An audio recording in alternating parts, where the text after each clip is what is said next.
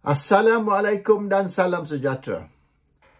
Sebulan ini Malaysia kecoh tentang isu Israel. Apa yang rakyat Malaysia tak tahu ialah Malaysia telah mengadakan hubungan dengan Israel sudah lama. Sudah banyak tahun dah Malaysia ni ada dealing dengan Israel. Biar saya baca satu laporan yang telah didedah di dalam mahkamah Israel dan yang telah dibentang di dalam parlimen Israel. Ini bukan rahsia. Sebab dokumen dalam mahkamah boleh diperolehi oleh sesiapa sekalipun dan perbincangan dalam parlimen ada handset dan kita boleh Google dan mendapat salinan handset. Macam di England ni, handset ni sampai 200 tahun, 300 tahun. Boleh lagi diperolehi untuk kalau orang ramai nak buat research lah. So, it's no secret, it's not confidential, it's public knowledge. Tapi rakyat Malaysia ramai tak berapa tahu tentang perkara ini. I will read that report. Documents submitted to an Israeli court reveals Senpai's method of operation and its ties to questionable regimes, including its $1.5 million deal to supply Malaysia's intelligence with surveillance tools to be used on civilians. The code name for the project was Project Magnum. Project Magnum ialah kod untuk projek tersebut. According to court documents, the system was meant to be used by the Special Branch, SB, to spy on political activists and opposition leaders. The company that developed and supplied the system to the Malaysian government was Senpai Technologies Limited, an Israeli company. A year after PRU 14, that means tahun 2019, Senpai signed a new contract with the SB that required adjusting the goals of the original contract in light of UMNO's staggering defeat. Bermaknanya setahun selepas PRU 14, selepas UMNO barisan kalah teruk, they signed a new contract. Kerajaan Malaysia tanda tangan kontrak baru dengan Senpai Syarikat Israel. Now, for Malaysia's Phase 2 agreements, iaitu kontrak tahun 2019, 300 to 400,000 USD would come from the SB. Itu tambahan kepada 1.5 USD yang dibayar untuk kontrak asal. So, tambah 300 hingga 400 ribu lagi yang akan dibayar oleh SB, Special Branch.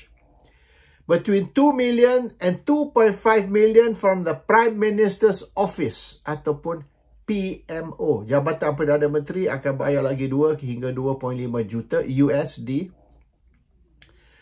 Between 1 million to 2.2 million from the Malaysian Anti-Corruption Agency, Malaysian Anti-Corruption Commission ataupun SPRM, di antara 1 hingga 2.2 juta dari SPRM, and a similar sum from the police or PDRM. Itu bezalah. PDRM tu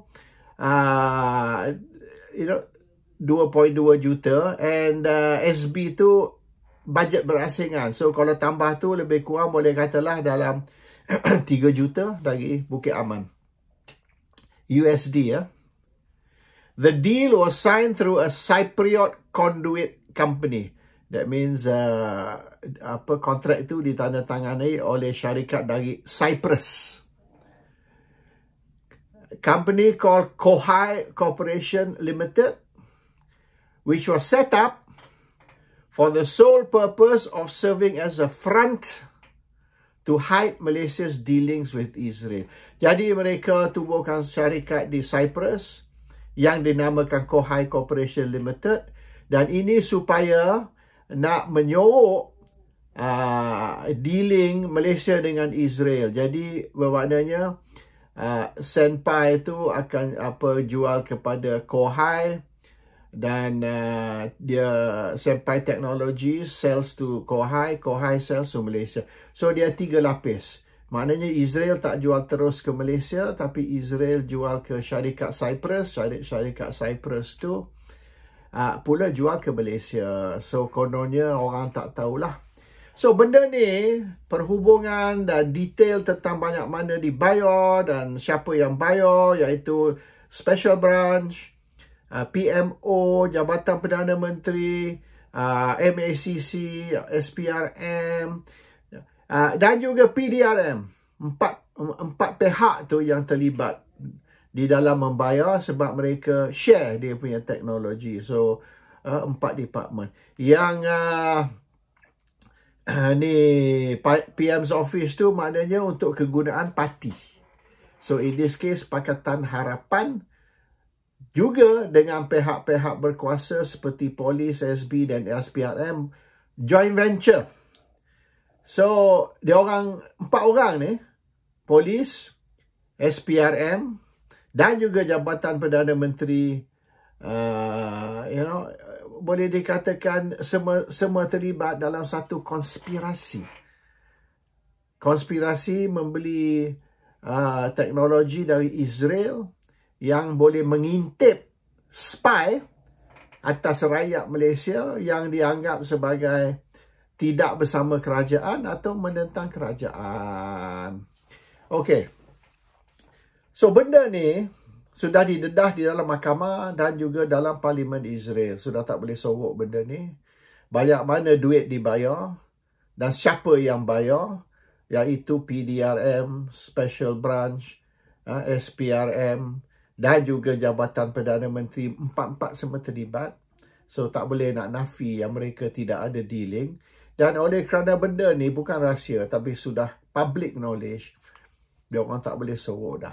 So anyway, tahun 2019 mereka amend ubah suai dia punya spesifikasi dan tanda tangan kontrak baru dengan bayaran yang baru, dan matlamat mereka ialah untuk nak menentukan yang Pakatan Harapan kekal sebagai sebagai kerajaan dan tidak akan ditumbangkan oleh pembangkang iaitu Perikatan Nasional ataupun PAS dan Parti Bersatu. Dalam usaha ni banyak rahsia-rahsia yang tidak diketahui ramai telah didapati oleh kerajaan. So kerajaan tahu semua rahsia rakyat Malaysia. Tidak ada yang boleh dikatakan rahsia lagi. Now, biasa apabila kerajaan baru mengambil alih, kita ada apa yang dipanggil 100 days report card. 100 days report card ini prestasi kerajaan dalam 100 hari selepas membentuk kerajaan, atau prestasi Perdana Menteri 100 hari selepas angkat sumpah sebagai Perdana Menteri. Dan mereka, of course, kalau kita tengok 100 days report card tu, media antarabangsa, media tempatan, penganalisa politik, penulis politik, mereka semua mengeluarkan dia orang punya pandangan ataupun dia orang punya pendapat lah tentang kerajaan pakatan ni, kerajaan Madani ni berjaya ke gagal, dan bagaimana sambutan rakyat, terutama sekali sambutan pengundi.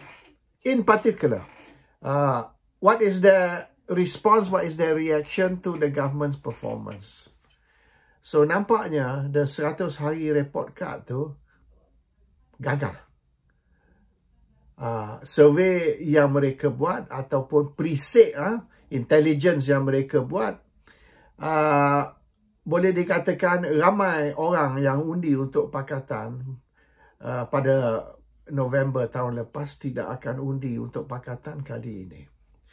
Dan semenjak beberapa isu, semenjak 100 hari dan beberapa isu baru timbul, dan yang terkini sebulan ni ialah isu Israel dan bagaimana kenyataan dan tindakan kerajaan, terutama sekali Perdana Menteri, rakyat tidak puas hati, rakyat marah, dan mengikut preset lah, mengikut intelligence report, sekira pilihan raya diadakan sekarang, PRU 16 diadakan sekarang, Pakatan akan kalah. Pakatan dapat simple majority di dalam kerajaan, di dalam parlimen pada PRU 15 baru ni, oleh kerana kerusi Pakatan digabung dengan kerusi barisan, 30 dari barisan. Itu memberi Pakatan Harapan atau kerajaan simple majority. Simple majority, maknanya majority satu kerusi lah.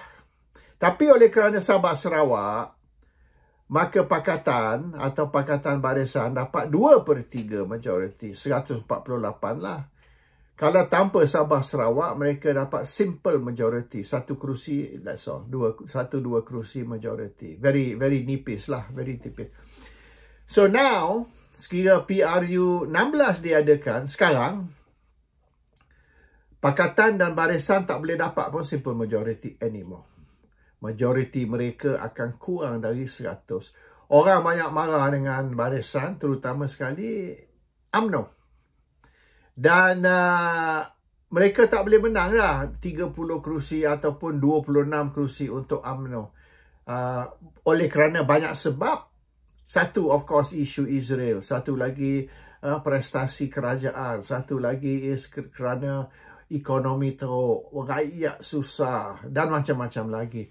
Tapi sebahagian besar dari sebab ialah kerana kenyataan Presiden UMNO Ahmad Zahid Hamidi bahawasanya no Anwar, no DAP dan no Bersatu jugalah. Tapi selepas pilihan raya tak sempat berapa jam Zahid dan Anwar telah buat deal. Dan Barisan telah menyertai kerajaan untuk membenarkan Anwar bentuk kerajaan. Itu orang marah sangat-sangat. Dan memandangkan Anwar, PKR, DAP dilihat sebagai pengkhianat kepada Islam, pengkhianat kepada orang Melayu.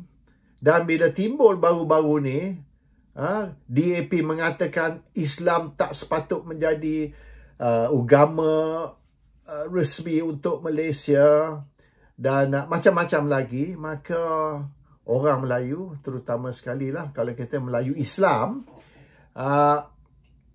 mereka dah sangat-sangat kecewa, sangat-sangat benci dengan kerajaan. So the UMNO 26 seat atau Barisan 30 seat is not there anymore. And oleh kerana juga mereka yang sokong PKR, mereka kecewa tentang prestasi kerajaan, tentang dasar-dasar kerajaan. Dan dengan Anwar yang nampak sangat dia diputar belit, jadi PKR pun tidak akan menang begitu banyak kursi. Harap DAP saja. Sebab pengundi Cina, apa jadi sekalipun, 97% mereka akan undi untuk DAP. So sekarang ni, dalam keadaan sekarang, tolak Sabah Sarawak, nampaknya Pakatan ni sudah menjadi parti bukan Melayu dan Perikatan ni menjadi parti Melayu. Ini dia punya preset punya feedback lah. Intelligence report punya feedback. Jadi kedudukan Pakatan, terutama sekali Anwar sebagai Perdana Menteri, sangat-sangat bahaya. So untuk menentukan yang Anwar ni boleh kekal berkuasa hingga PRU 16 akan datang, dan mereka harap PRU 16 ni akan berlaku dalam 5 tahun dari PRU sebelum ni, maka mereka perlu merampas bukan saja majoriti dalam parlimen ataupun simple majority atau 2/3, tapi mereka kena menentukan yang semua ahli parlimen di bawah kawalan mereka, because the only people yang boleh tumbangkan Anwar bukan rakyat tau. Rakyat ni memang marah dan rakyat ni menunggu pilihan raya nak mengajar Pakatan Anwar ni lah. Tapi itu akan berlaku mungkin 4 tahun lagi.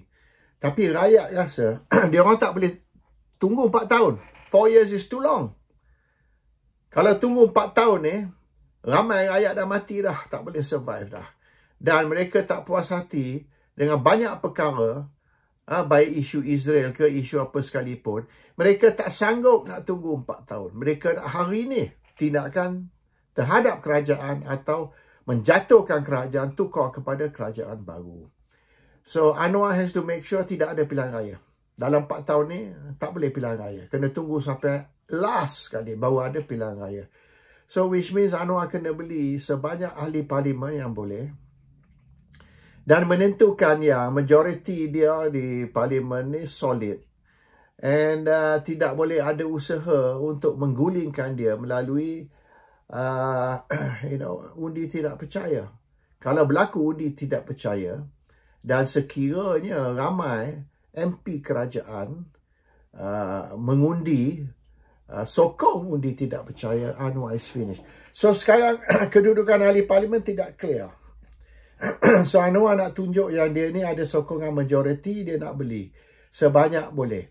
Dan dikatakan dari 10 74 ahli parlimen perikatan, Anwar dah setuju beli 10. Already more or less has got 10 ahli parlimen. So far 4, ada 6 lagi dikatakan. Dan Anwar perlu 10 ahli parlimen dari Pakatan Perikatan Nasional, terutama sekali Parti Pribumi Bersatu, kerana Anwar suspect mengikut report dari Prisek, 10 ahli parlimen UMNO mungkin lompat. So kalau 10 ahli parlimen nak lompat, nak buat undi tak percaya, dia kena tentukan yang dia tarik dulu 10 ahli parlimen dari Parti Pribumi. So kalau dia dapat 10 ahli parlimen dari Parti Pribumi, iaitu 6 lagi, dan kalau 10 ahli parlimen UMNO melompat, Anwar masih selamat, bukan saja dengan majoriti, tapi dengan 2/3 majoriti. So what Anwar is doing, this is preemptive strike lah. Sebelum 10 ahli parlimen lompat, dia beli dulu 10 ahli parlimen bersatu, supaya kalau mereka melompat, it does not matter, he's still secure. So this is the feedback yang dapat dari Prisek. Rakyat tak puas hati. Kalau boleh, rakyat nak suruh ahli parlimen buat undi tak percaya dan menjatuhkan kerajaan. Ini apa rakyat nak sekarang ni. Dan oleh kerana belum ada pilihan raya lagi, atau pilihan raya akan diadakan hanya 4 tahun lagi, maka kalau nak tukar kerajaan, kena melalui undi tidak percaya. So itu yang Anwar buat sekarang, membeli sebanyak ahli parlimen perikatan, dan dia target ahli parlimen bersatu, dan dia nak make sure that dia dapat sekurang-kurang 10 untuk balance balik yang 10 ahli parlimen UMNO yang sekira Anwar is not careful lah, mereka akan lompat atau buat undi tidak percaya. So that's why Anwar ni is on Christmas shopping mode. He's buying a lot of MPs to nak guna sebagai reserve player in the event UMNO punya ahli parlimen lompat atau membuat undi tidak percaya terhadap kerajaan. Minta maaf hari ni my voice, my throat ni tak berapa tu. The flu is still, dah sebulan tak pergi lagi lah. So Assalamualaikum, salam sejahtera.